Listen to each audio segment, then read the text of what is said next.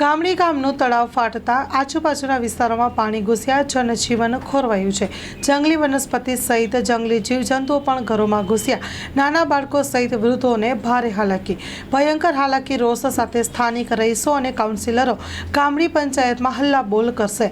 આણંદના ward number 4ના Kohinoor society સહિત આજુબાજુની 15થી વધુ સોસાયટીમાં પાણી ઘૂસ્યા છે। અંદાજિત 20,000થી વધુ નાગરિકો પરેશાન। તંત્ર દ્વારા કોઈ પણ પ્રકારની વ્યવસ્થા કરવામાં ન આવી હોય। ગત રાત્રિના સમયે ઘણા ઘરોમાં ચૂલો સળગ્યો નથી।